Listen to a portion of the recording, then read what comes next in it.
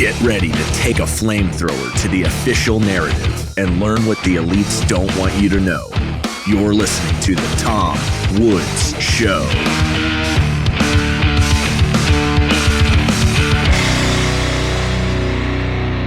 Hey everybody, Tom Woods here. It's episode 2662 of The Tom Woods Show. The great Dave Smith is here with me. Dave, you know from Part of the Problem, but you also know him from every show that has ever existed.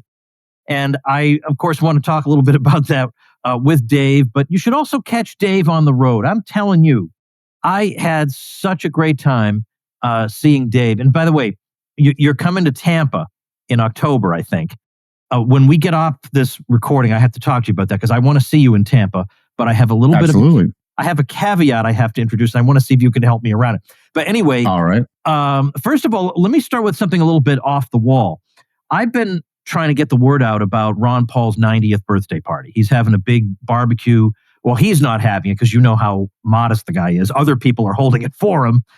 He's not holding a celebration of himself the way I did at my 2000th episode, but a whole lot of people are going to be there. A lot of people from the old Ron Paul movement. I mean, it's almost like a family reunion for those of us who were out there as part of that. So ronpaulbbq.com. You should go. Let's try to make this a big, big, big thing for his 90th birthday. But as I've been thinking about that, Dave, it crossed my mind that you weren't like fully in the movement during the Ron Paul presidential campaigns. And all I can think of is if we had you, broadcasting these ideas all over the place, and with your bullhorn, it would have been a whole, there would have been a whole extra level of excitement and enthusiasm about it. And geez, what a shame that we missed you by just a couple of years.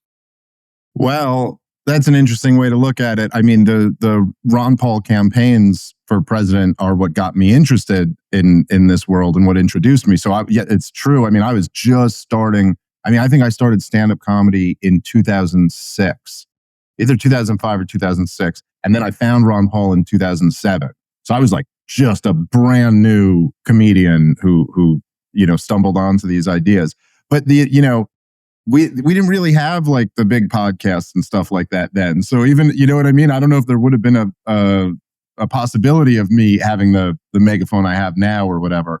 But because there are so many people and many of them kind of departed from being strict libertarians, but there were so many people like around my age who were really deeply impacted and influenced by his presidential campaigns.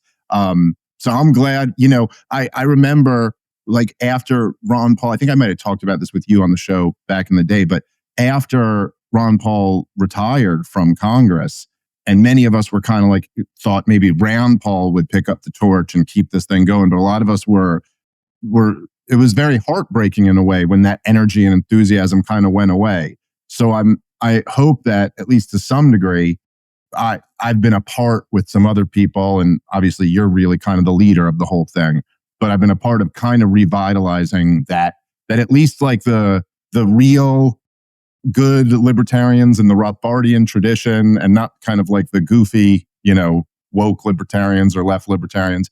It's cool that we still have some people who have a seat at the table in this new media landscape. Yeah. And we're kind of unclassifiable, which makes us interesting. That's why it's you're more interesting to have on a podcast than somebody who's going to predictably repeat the party line.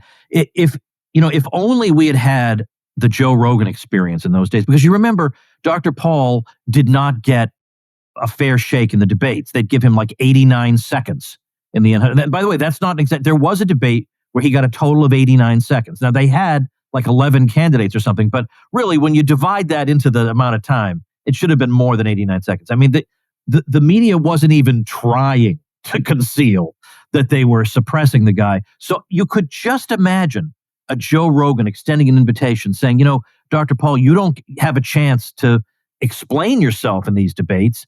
I want to give you 3 hours to do it. I mean, what a game changer that would have been. I play these like games in my head all the time, but yeah, like imagine Joe Rogan, who, by the way, supported and endorsed Ron Paul in 2012. He came out wearing a Ron Paul sweatshirt on Jay Leno. And he was the guy who hosted Fear Factor at the time. He wasn't the Joe Rogan experience. But for us, that was still really cool. We were like, hey, a guy with a big hit TV show is wearing a Ron Paul shirt. And actually, of course, because he was Joe Rogan even back then, he didn't just he actually really was interested in the Ron Paul campaigns. And actually he was like, oh, wow, he was talking about the Federal Reserve and ending the wars and all this stuff. And really, so imagine he's the biggest thing in media, the stars align where 2025 Joe Rogan exists in 2012 and can give him this huge platform. I mean, I really do think, and I don't think I'm exaggerating, Ron Paul would have won the Republican nomination. I mean, Ron Paul was, if you remember, Tom, as I'm sure you do remember well, it was like the greatest political tragedy ever. It was a heartbreaking story, but Ron Paul was essentially tied for first place in Iowa and New Hampshire. Yeah. And they totally, I don't know, I have to, my mind is just going to curse words, but they totally did a job on him in Iowa where he actually won the state, but they announced Mitt Romney as the winner. And so then later when it came down to it, he actually got the most delegates, but that's not what matters about Iowa. What matters is that week having the headline be, this guy won that. And then he ended up, winning, but being announced in second place in Iowa. And then I think he came in second or third in New Hampshire. But if he had won both of those, it would have been off to the races. I mean, nobody could have stopped that guy. The momentum would have just built.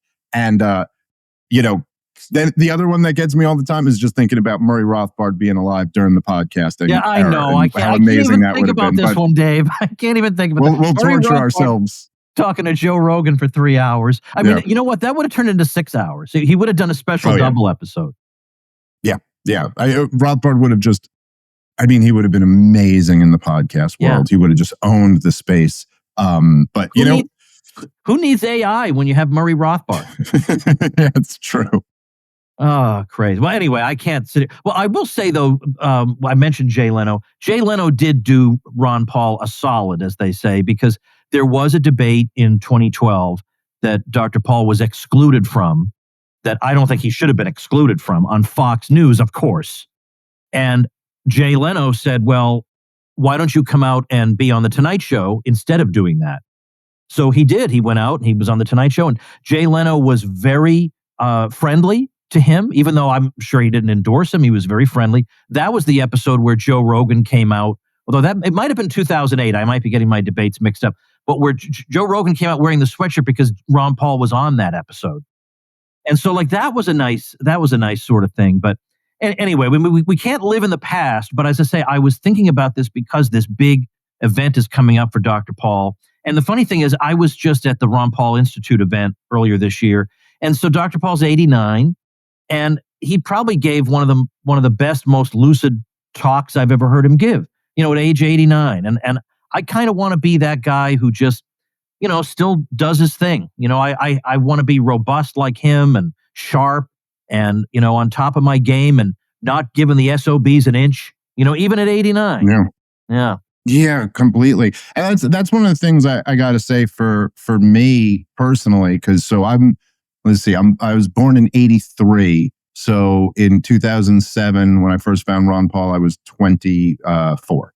So, for me personally, he was very aside from politics, he was kind of like a figure to me, like a lot of the young guys today. Like I talked to some of our younger guys, like Liam McCollum, who's a very, very bright young libertarian guy. I think he's one of our future stars. And he talks about Jordan Peterson had a big impact on him. So I was a little too old for that. By the time Jordan Peterson, I had already cleaned my room. You know what I mean? So it wasn't that groundbreaking for me to hear. But Ron Paul really was that guy for me. And it wasn't beyond the political stuff, which I thought was very interesting. And I loved reading all of his books and reading Rothbard and Mises. But there was just something about the example that he set that I think was something like, he was the most prepared. He was the most well-read. He was the kindest. He was the most gentlemanly, of all these qualities that he always had. And there's something about, I'll still watch the Liberty Report, or when, I saw him give a speech last year at the Libertarian Party convention. And still to this day, he's talking about the latest thing that's going on. He's talking about, the movement of military ships in the Red Sea, or, it's just always like what's going on that week. You could just tell he's always reading. He's always learning more. And there's just like such a great example for all of us, that it's like that's the to be honorable in this space. It means that you have to really work. You have to do your homework. You have to know what you're talking about. You have to really prepare, And for me personally, that was always like one of the best lessons. And then just, it's funny because Ron Paul himself never talks about Ron Paul. He's always talking about issues. He never talks about himself at all. But the fact that he was such a profoundly decent person, I think was really part of what made him such an impactful leader to all of us. And the reason why all of us speak about him in such high regard, to this day, even it's almost 20 years later from when he first ran for president, and 20 years from now, we'll still be doing the same thing because he was just such a good man. And it's always good when you have those guys leading a movement. It shapes the characteristics of that movement. And he lives the principles he talks about. Like, for instance, he delivered thousands of babies, but in the mainstream medical establishment, in hospital settings. But he also very much favored the rights of midwives, even though strictly speaking, they are in professional competition with him, because he believes in fair play and in freedom. And so he actually does things that in his private life, that would be technically a detriment to himself because he believes in certain things. Now, with all that's going on with Thomas Massie, doesn't it make you wonder, what would Donald Trump have done to Ron Paul? Same thing? Oh, I think so. I mean, I think there's no question, because Ron Paul we already know from he was put to the test for years. He wasn't going to compromise his principles. He wasn't going to vote for one of these bloated spending bills. And in fact, Ron Paul was, it's been years since I'm pretty sure Ron Paul was one of only 3 congressmen who endorsed Reagan in 1979 or early 1980. So like, it was in the Republican primary.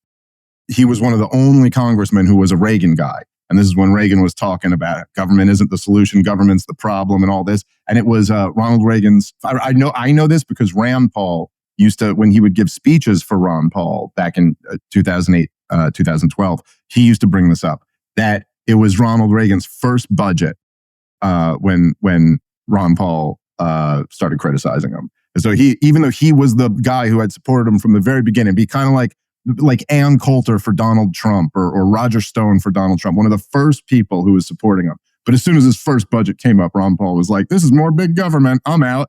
And so, Ron Paul would have been a thorn in Donald Trump's side in the Congress, because he would have been voting against all his big spending bills and all his war, stuff. And so, he probably would have gotten the same treatment. And that would have made, as much as I do jump to defend Thomas Massie, it would have made me 1,000 times angrier if he was doing it at Ron Paul, which I think he certainly would have.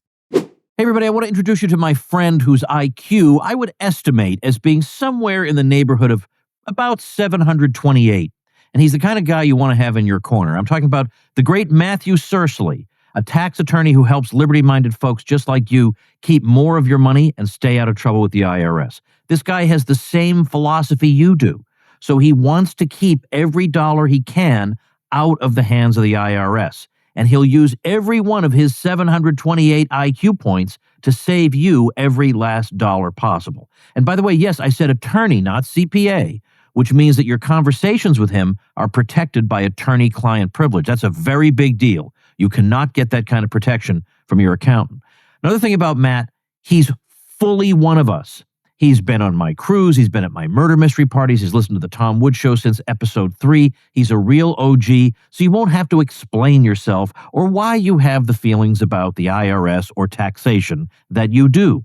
And he doesn't just do taxes. He builds strategies to legally starve the state. Entity structuring, income shifting, advanced planning. This is war by spreadsheet.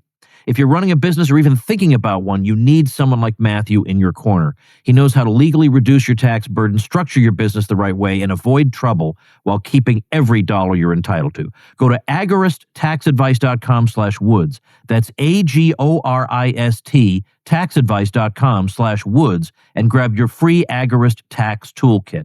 It's full of powerful tools and templates you can use to get your business in order, track your expenses, and reduce how much the IRS takes from you without crossing any lines. Again, that's agorist.taxadvice.com/woods. Take the first step to keeping what's yours.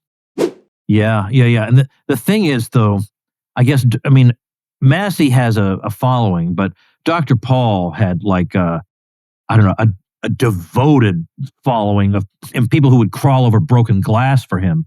I wonder if that would have entered into Trump. I mean, this is all frivolous and pointless, but I can't help thinking what would have happened to Ron Paul. But the thing with Massie, some people are saying that the real reason he's going after Massie is the Israel issue. It's not so much that Massie won't vote for his spending and this and that. I don't know. I could see it being both, but some people are saying, no, the real reason is that.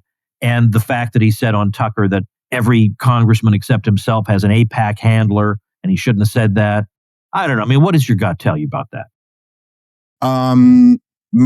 Honestly, my gut tells me it's because he supported DeSantis in the primary. I think I'm certainly not. Clearly, Israel has a lot of influence over the U.S. policy in the Middle East and a lot of influence over domestic policy in the United States of America. But I really do think that Donald Trump is just that petty, that the issue for him is just that you were against him. And, I'm sure that, Donald Trump's got a lot of hawks in his ear, and I'm sure all of them are just trash and Massie to him. But it is, I guess, and then aside from that, I just say, I don't know. This is all speculation, but we know what he's doing, and it's truly reprehensible. Like Thomas Massie, everybody involved knows that if Joe Biden had proposed the same spending bill, Thomas Massie would be voting the same way. Or if a different Republican had won and had the same spending bill, he'd be voting against it too. We all know he's casting his vote over principle. But yes, Donald Trump, Dave, in a way, that's what they're criticizing him for. It's so weird. You shouldn't vote on principle. You should vote because the tribe tells you to vote. Yeah, and Donald Trump, look, he made the Doge thing a huge part of his campaign. And he was talking about it at every single stump speech through the second half of 2024. Maybe a little after that, but certainly by the fall, that was coming up in every single stump speech. And they made a huge thing out of this, creating this fake government department and talking about cutting trillions of dollars and all the waste. And then you have a spending bill that doesn't, that basically destroys the whole thing. Elon Musk leaves in this time, you know what I mean? Like the whole Doge work has all been for nothing essentially. And you look at a situation where we're $37 trillion in debt.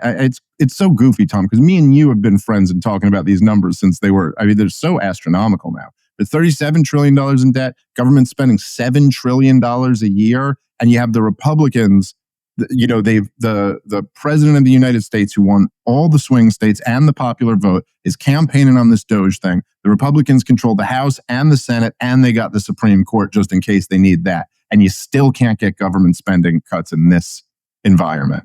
And it's just, it's nothing that, you haven't been talking about for decades now, but it is one more and maybe the best example of just the fact that, and you could run the counterfactual in your head, like imagine Donald Trump was good on this stuff.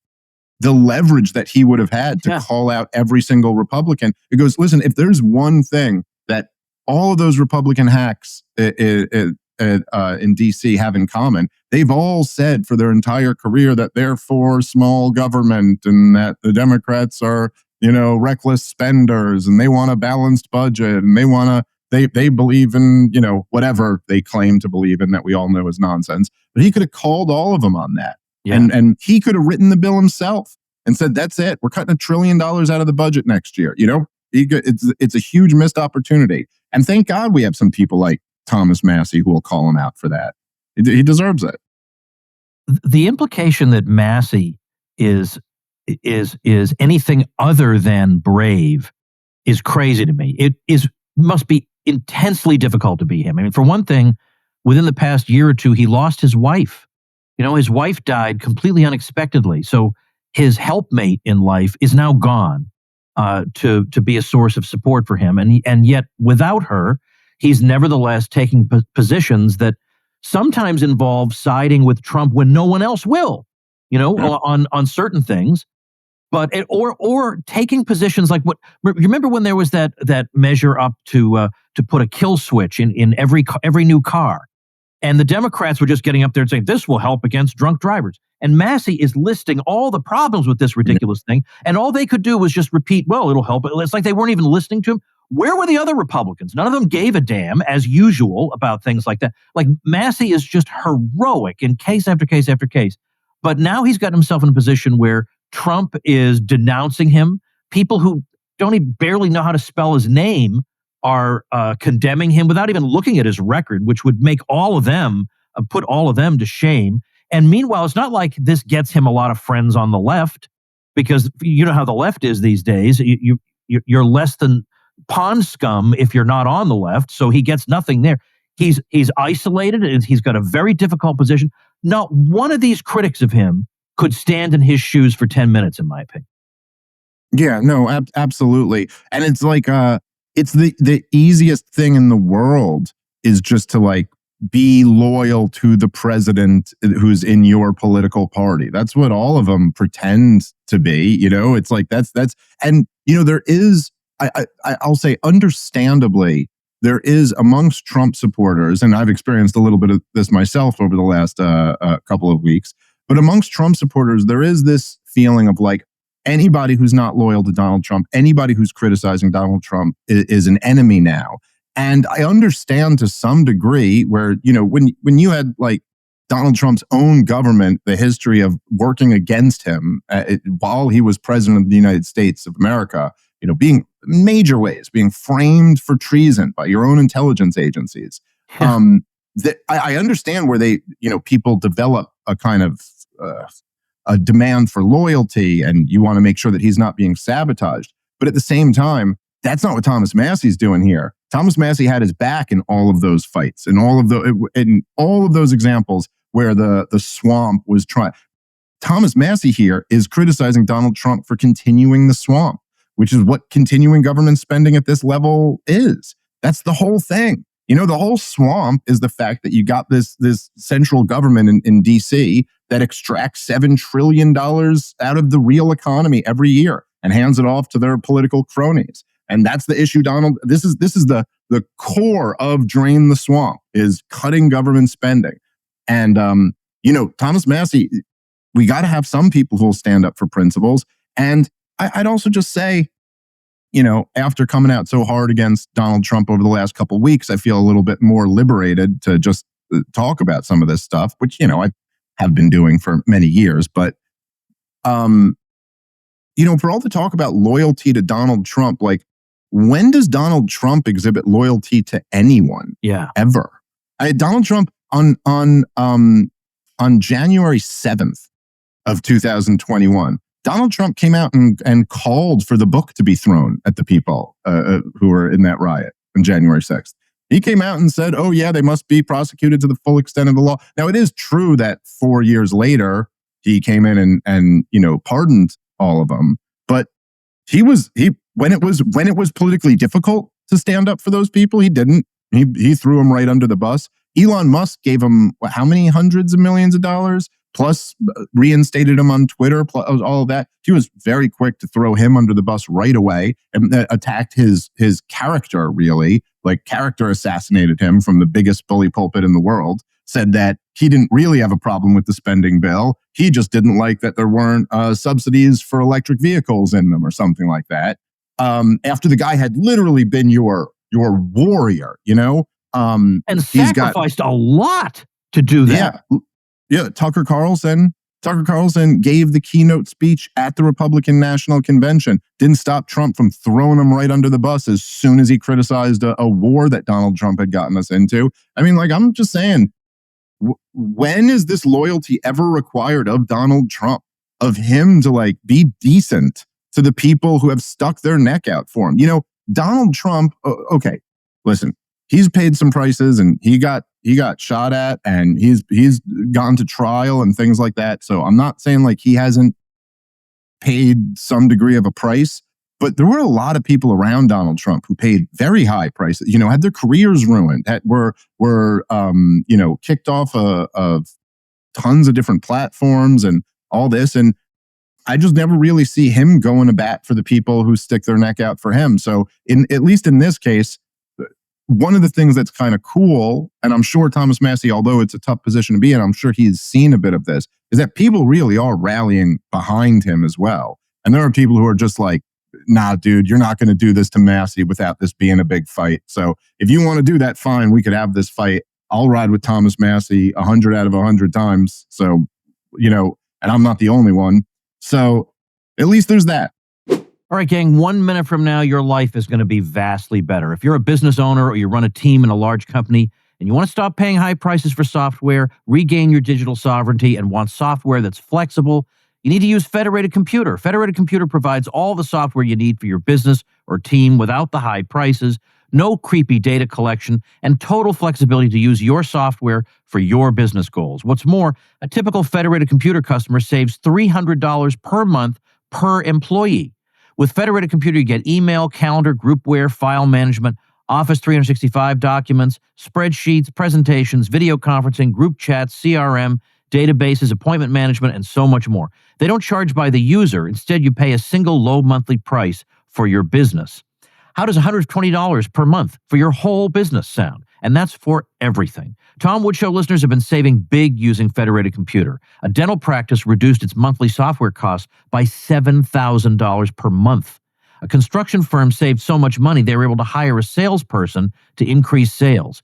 Tom Woods listener companies use Federated Computer to talk privately with each other without worrying conversations are going to end up part of some AI chatbot. No need to worry about change. Federated Computer customer support is there to help you every step of the way. I still don't understand the magic these guys must employ to make it all happen. Now, only for the Tom Woods audience. If you use code WOODS at checkout, you'll save even more, 30% off your first year. They even offer a free month to check things out. How do they do it? Federated Computer is run literally by the same people who invented cloud computing. These guys know their stuff. They enjoy empowering customers with tools to find success in your business. Do yourself a favor, take advantage of this offer now. Use code WOODS for 30% off your first year at federated.computer. What debates do you have pending? I think I'm supposed to debate Dinesh D'Souza over the Iran stuff. I'm not sure exactly what the like if there's going to be a debate resolution or not, but we both agreed to do it. We haven't set the date for it yet. But so that one, I think we're going to do that for Zero Hedge. And then aside from that, I don't think I have anything else on the books. I'm not sure. I'm struggling. I'm going through people too quickly now, Tom. I'm struggling to think like who's the next one. Well, whatever happened with Dave Rubin? You know, I don't know what the status of that one is. So he first, you know, he was trashing me. Someone sent me a video where he was trashing me. You know, and it's a weird thing, Tom, like being in the position that I'm in is just, it's all kind of strange.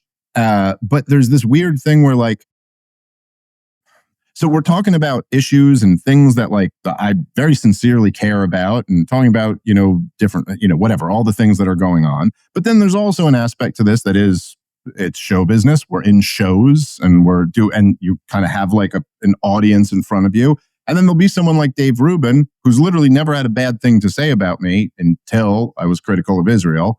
But he's just publicly, he's a guy with millions of followers, and he's publicly like saying, you know, he goes, Dave's a moron. He doesn't know what he's talking about. This guy should be totally disregarded, shouldn't be platformed on these big shows.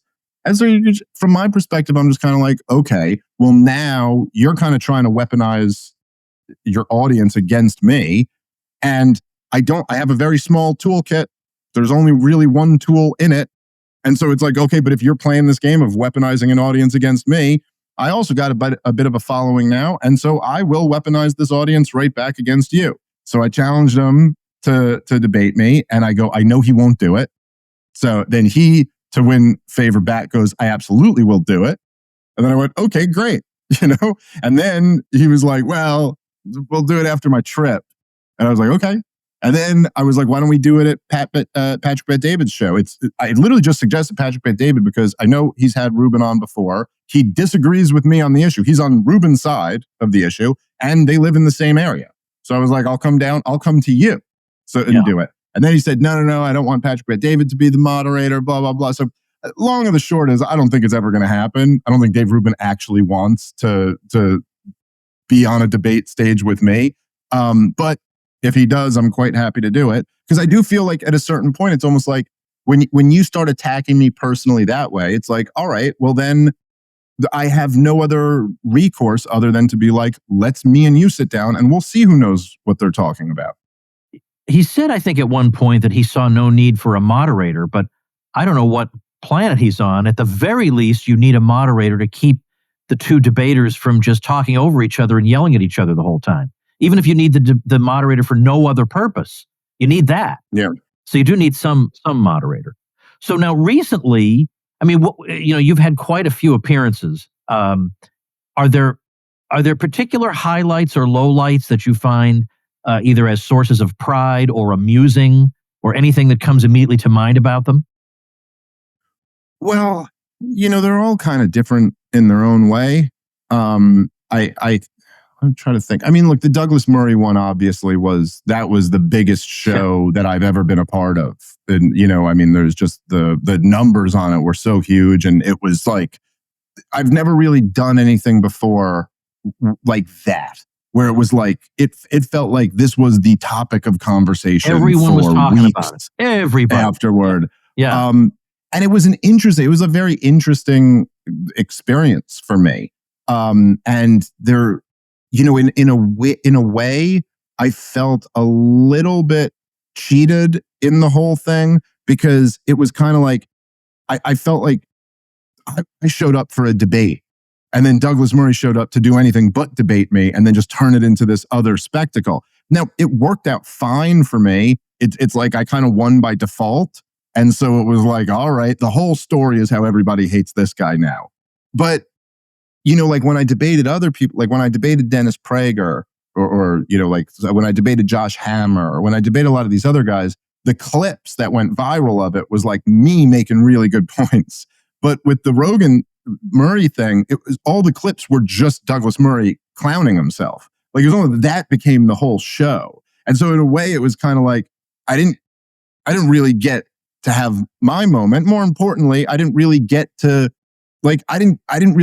crush him on the issue. But the thing that was nice about it is that it just, weirdly, it did so much to pop the bubble that Douglas Murray was arguing for. Like he took his own case and destroyed it because he was like, look, dude, you got these amateurs talking about this stuff. You need to talk to an expert. And almost everyone watching is like, yeah, but this is the opportunity for you to demonstrate that. Like this is, I mean, if you think about it in some parallel universe, if he had just come and just destroyed me, like just then he wouldn't have had to make that point. It would have been self-evident. Yeah. And so while he's making this argument about how you need the experts in there, he totally can't even deal with the thing I'm saying. And so it was like, it was like devastating to that whole elitist way of thinking. And it became something entirely different from what I was expecting. Like I was like, oh, I'm going into a really big debate on Israel and Ukraine. And this is going to be like one of the highest profile debates on these very important topics. But what he made it was more of like another link in the chain of kind of the legacy media versus the new media. He made it more like almost like it's almost like attached to COVID and all of that stuff now, in that it was one more example of them just getting out there and shrieking, follow the science. Don't think for yourself. Yep. And so that, it became a whole different thing than what I expected. But I think in that sense, it was kind of valuable as like another one of those. so that one, comes out first. Then there was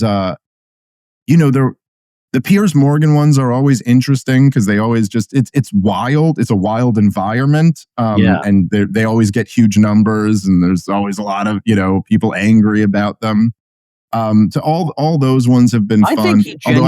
I think he genuinely likes you as a person. I've gotten along very well with Piers, and he's and look, there is this is a thing that people hate about Piers Morgan, but it's also kind of a thing that I love about him. That's kind of endearing. But he is just, Piers is the capitalist of all capitalists. I mean, he is like, listen, I'm going to make the number one show, and that's what I'm doing. Views and clicks, and that's what I want. Again, there's really nothing wrong with that, and I think in an interesting way, it is. We almost wish everyone would just follow the market like that. Because so much of kind of like insane leftism over the last 15 years or so has. I mean, I guess we're uniquely positioned to see things through this lens, but it was always like a poisoning of the market. Whether through government policy or through like intimidation tactics or so. But you remember when Tucker Carlson was on Fox News, he had the number one show in cable news by far. Like by, the gap between him and MSNBC was like 3 times MSNBC's entire audience, like they'd have like 500,000 people watching and he'd have like 4.5 million or something like that. And he couldn't get advertisers for the show.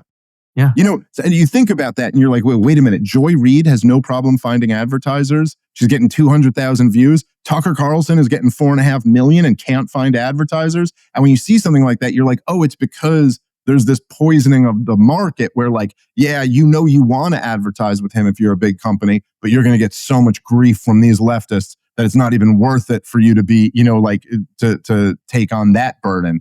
And so likewise, there's something refreshing about someone like Piers who's like, I just want to have the biggest numbers, because then he ends up going, well, what'll get me the biggest numbers?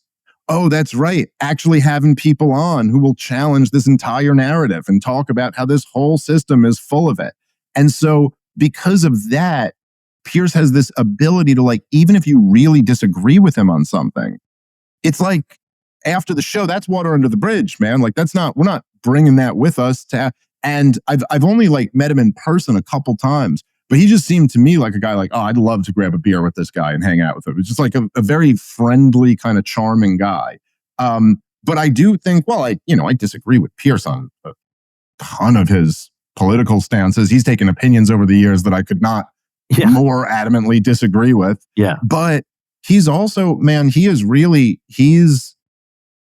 given, I guess maybe because of what we were talking about in the beginning, because I came up in those Ron Paul days, where there was just like a blackout. Jon Stewart's famous joke about him was that they treat him like the 13th floor of a hotel because NBC is literally they're going, Mitt Romney is in first place, which knocks Michelle Bachmann back to third. And you're like, who's in second? They just pretend there's no second.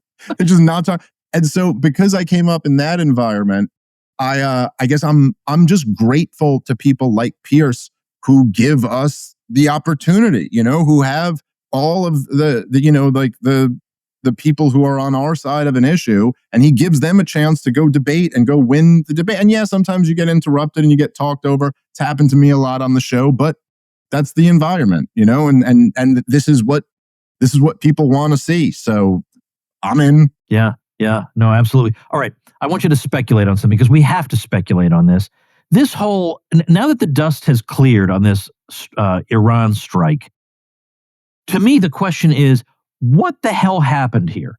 Because there is the theory that Trump was blindsided by Israel, but because of the personality traits that you and I have discussed about him on this very episode, he, of course, couldn't let that be known. So instead, it became, of course, I knew exactly when this was going to happen. And yes, I was negotiating in bad faith with the Iranians, knowing all along we were going to strike. I mean, I guess that's possible that he had been doing that, but it is also possible that he was blindsided. Then we get these strikes and then threats from him. And then we start hearing regime change talk coming from a lot of the neocons. And then suddenly over on Truth Social, Trump suddenly being playful about the idea of regime change. So you don't know where the guy is going with this.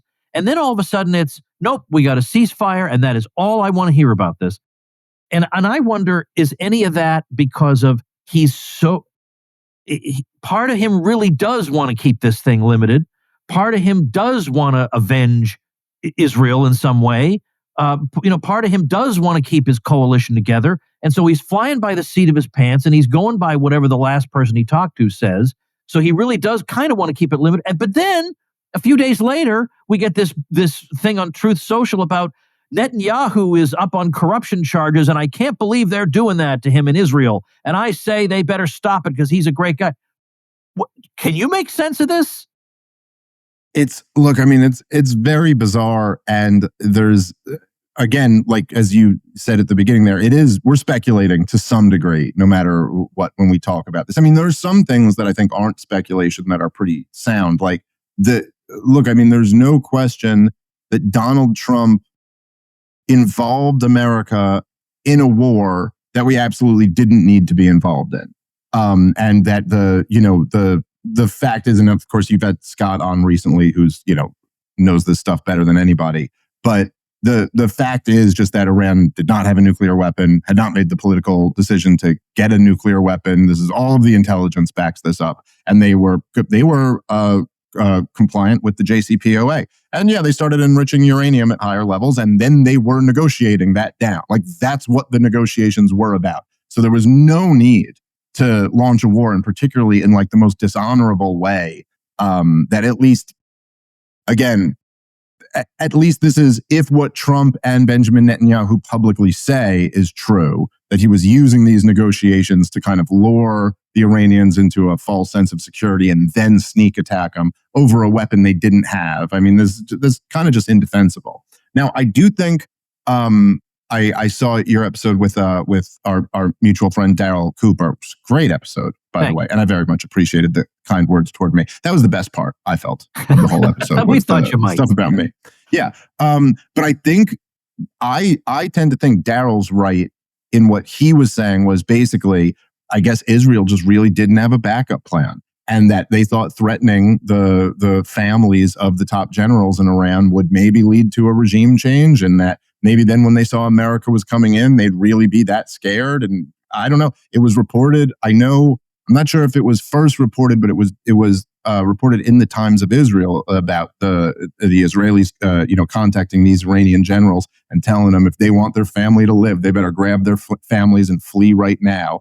And it just simply didn't work. The Iranians just did not back down. They weren't that, they mean business a little bit more than that. And they were like, nope, we're not going anywhere. And so it just didn't work.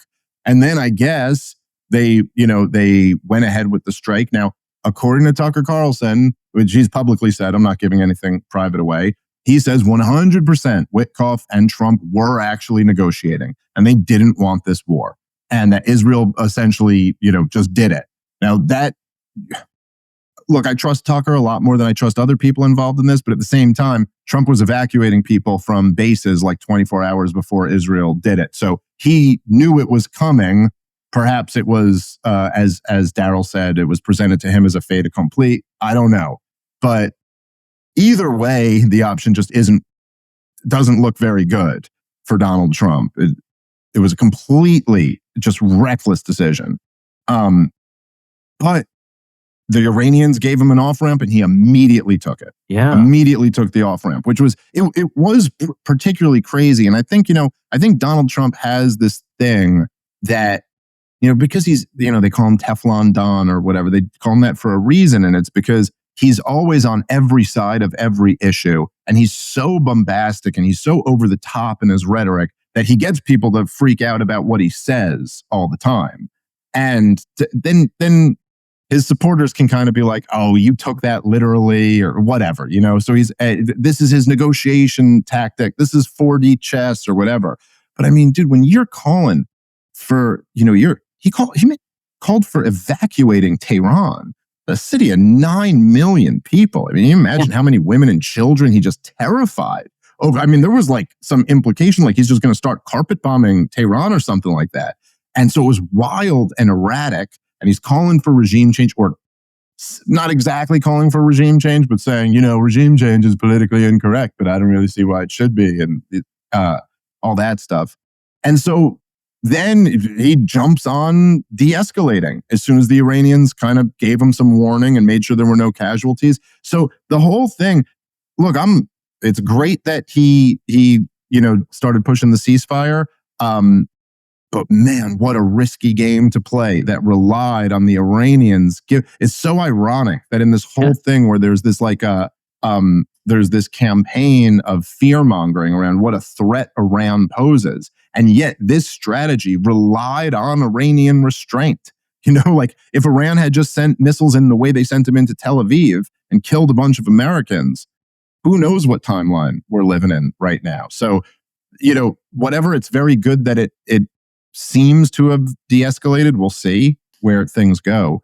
But, I really don't know. And I don't understand the level of control that Israel has over our political class is really something. And it's, someone like, especially with Donald Trump, where you could see Benjamin Netanyahu just humiliating him in front of the world. He either even possibly humiliated him the first time, if what Tucker's saying is true, and Trump really wanted to negotiate, and then he goes ahead and bombs the country, that he had a meeting set with them that weekend. They were still in negotiations, even though they were over one day over his arbitrary timeline. But whether or not that happened, certainly as soon as he pushed for the ceasefire, Netanyahu comes in and just does a huge strike right after that. And this gets Donald Trump upset. And then the next day he's saying, oh, let's drop this guy's charges. Now, obviously, or not obviously, but I think quite possibly in Trump's mind, he's like, well, this is why Benjamin Netanyahu won't end the war, is because he's worried about these charges. So maybe if I can get him to drop the charges, then I can negotiate an end to the war in Gaza, which might be the case, or likely is the case. But still, come on, this is Donald Trump we're talking about. Anybody else, any other country on earth, if their leader humiliated him this way, he would be vicious on this guy. But he'll go at Thomas Massie like that, but he won't go at Benjamin Netanyahu, who's literally openly trying to drag him into a war that he's openly saying he doesn't want to get dragged into. And then it's almost like, well, the way we could maybe massage this is if we appease Benjamin Netanyahu's ego and get him to think he's not in trouble after, then maybe we could get him to end this war. Donald Trump, you're funding the war. If you want it to stop, it stops. What is going on here? This is not me saying that anyone's wild conspiracy theory is correct, but there is just something so obviously bizarre about this dynamic. We have to treat Benjamin Netanyahu like he's the president of the United States and we're Israel. We're this tiny little weak country. And so we got to massage his ego and find a way. Maybe if we get his corruption charges dropped, then he'll end this war. Wait, we're America. We're funding the whole thing. Yeah. If we want it to stop, it stops. What are you talking about? It's one phone call. You go, hey, if this war isn't over in a week, we won't shoot down the next missiles that are headed your way. You will not get another $4.5 billion from us next year. You will not get all of the munitions and all of the intelligence support and everything we're giving you. And then they'd have to stop. And so it does just start to make you wonder. You're like, what do they have on all these people? And, we know about the stuff that's in the open. I was so surprised, by the way, that Lex Friedman, in fact, I'm going to send him a text and be angry at him. But I thought that was crazy that he told Scott that it was we're going to keep this above board and not mention that the Adelsons have given hundreds of millions of dollars to Donald Trump, as if that's beyond a reasonable of anything other than an obviously relevant and reasonable detail to bring up. But the people around him, the money he's got in his campaign, but there's something else here, because look, Elon Musk gave him hundreds of millions of dollars, and as soon as Elon Musk crossed him, as soon as Elon Musk was trashing a bill that he was supporting, he had no problem taking the gloves off with him. It is, Zelensky, no problem taking the gloves off with him. There is one man on this planet, and only one man, that Donald Trump just will not do that with. Everybody tried to make a big deal out of that thing where he said, they don't know what the F they're doing. But even there, that was the weakest thing ever. He lumped the Iranians in with them. He kind of made it a comment on both of them. When there is one country there that is so obvious, Tom. There's two countries there, Israel and Iran. Iran is waving the white flag, going, please, we do not want it. We do not want this war. Like, we'll give you advance notice before we even send our missiles there. We got to look like we're doing something, but we're really not doing anything, man. Please don't overreact to this. And the other country is trying to lure you into a war that you say you don't want. And that's the best we could do. Yeah. Is just, they both kind of stink. All right. Last thing, Dave. I know you do a lot of traveling. I do a lot of traveling.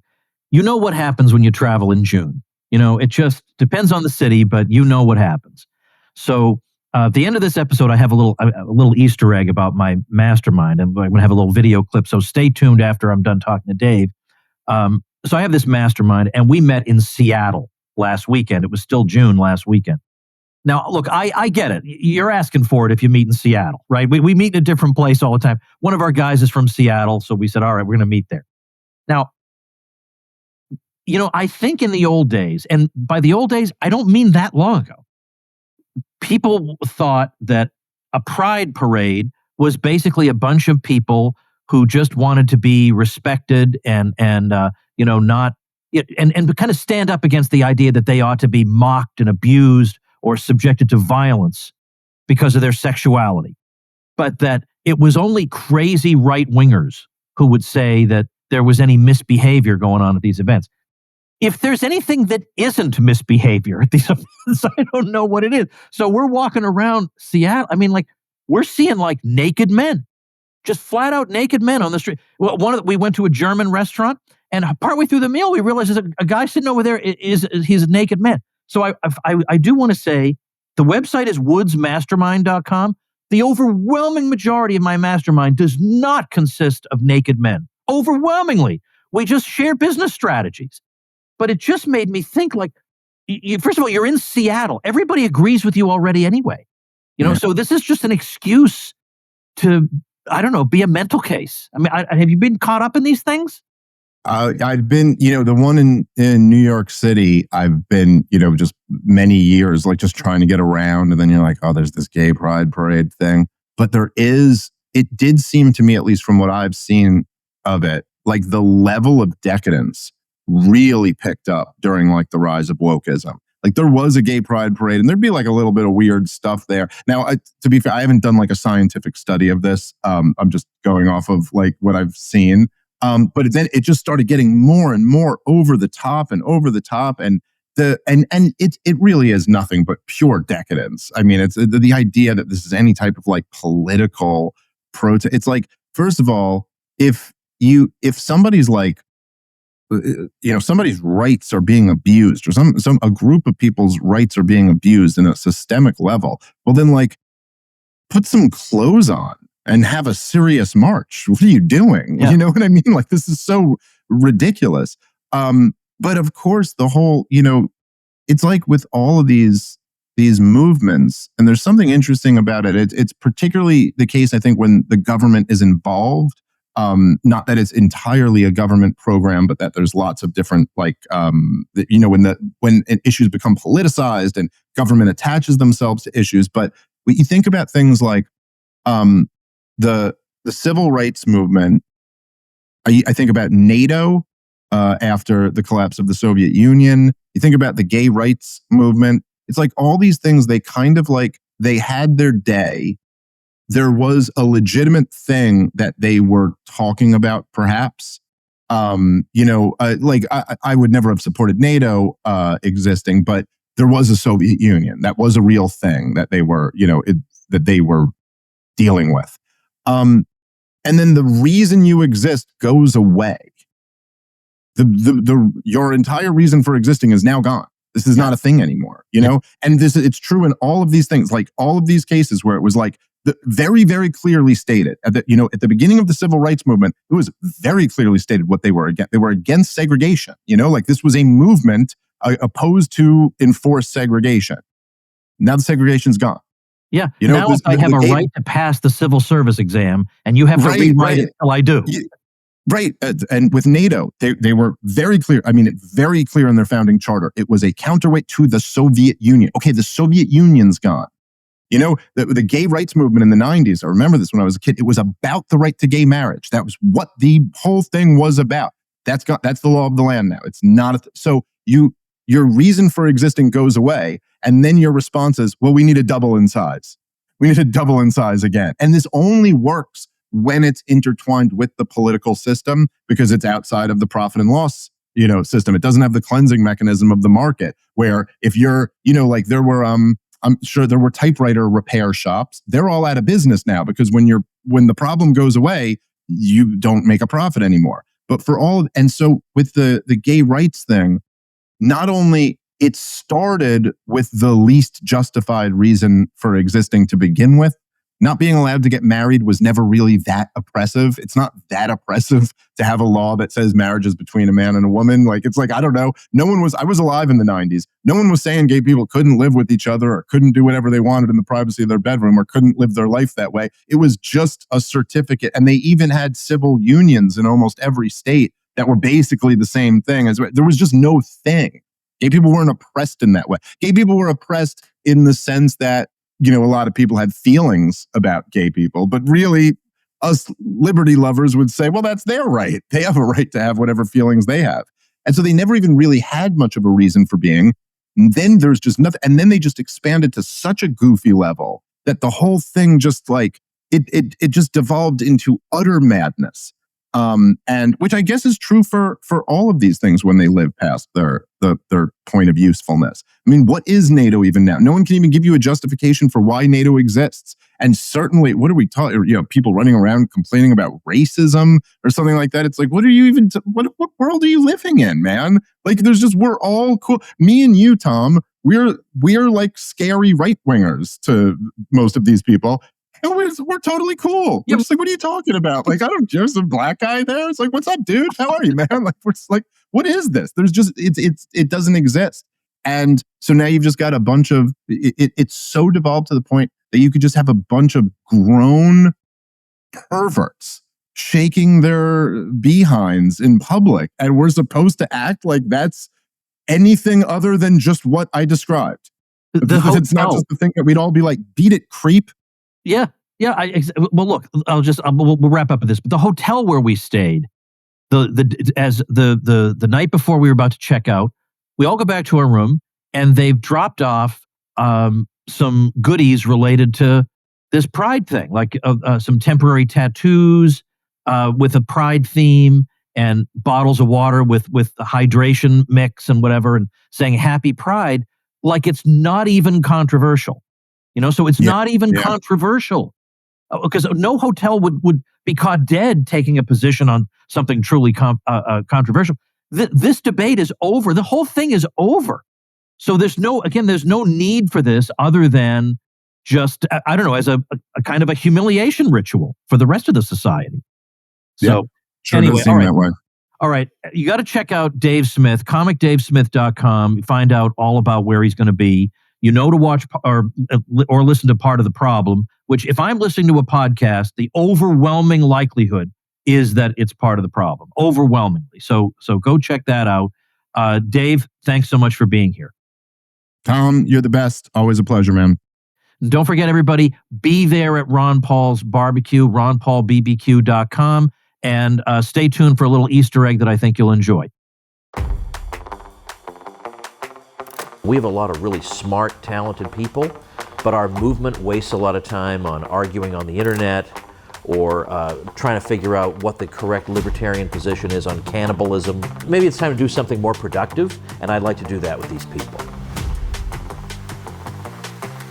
We put in our time, we work.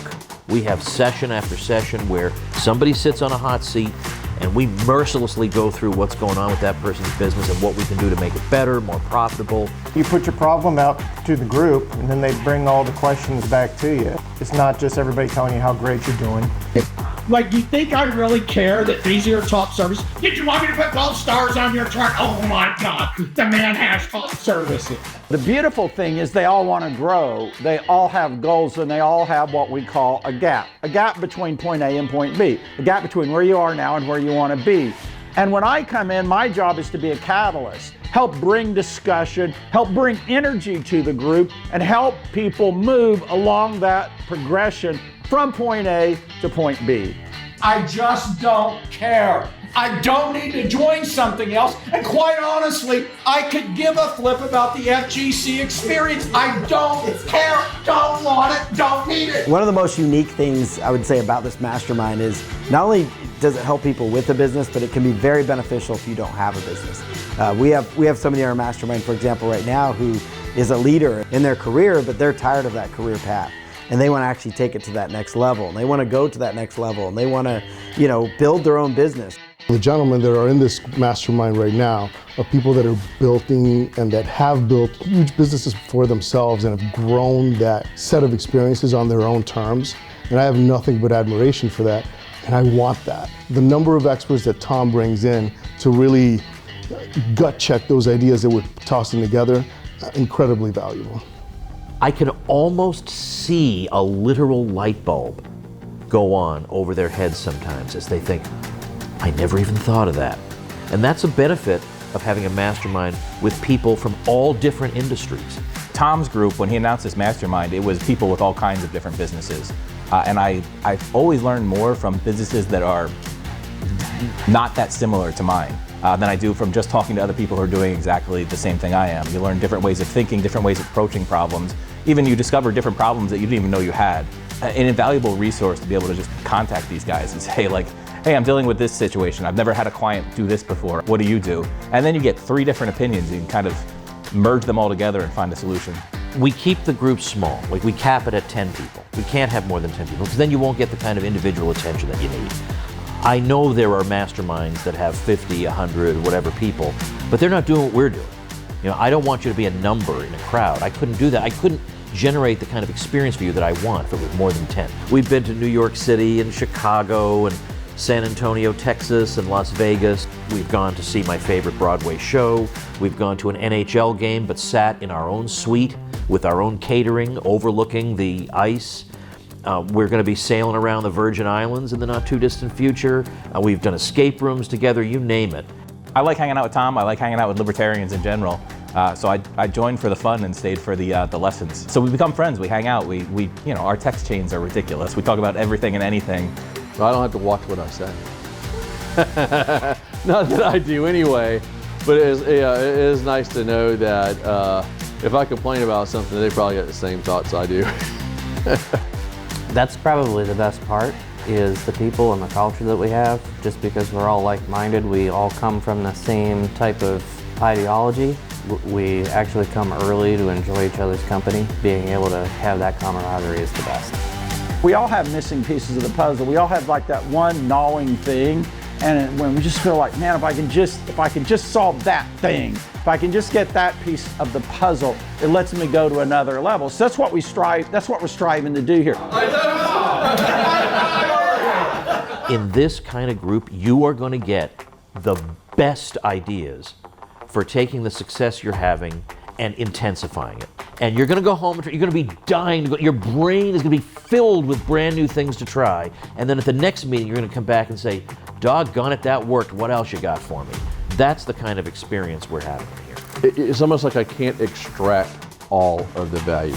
And I'm going to implement maybe 15% of what I learned. And I feel like, man, I've wasted the other 85%. But it's not a waste, because the 15% is worth the time and the money it costs to come out here or be a part of it in general. I want to make that all back, tenfold using just 15%. And you know what? I'll just have to pick up the other 85% next time.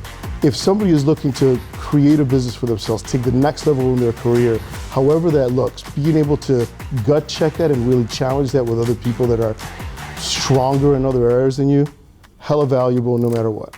I would just say, if you're kind of plateaued and stagnating, this is the place to get yourself over that hump. That's what's really opened doors for me, is benefiting from the knowledge of others. Yeah, I've learned a lot, I've read a lot of books, I've observed what other people do, but there's really no substitute for sitting in a room with smart people, people smarter than you. You don't want to be the smartest person in the room. You want people smarter than you, giving you ideas you never thought of. It's just a tremendous time. It's the most elite experience I offer, the most exciting experience, and everybody loves it.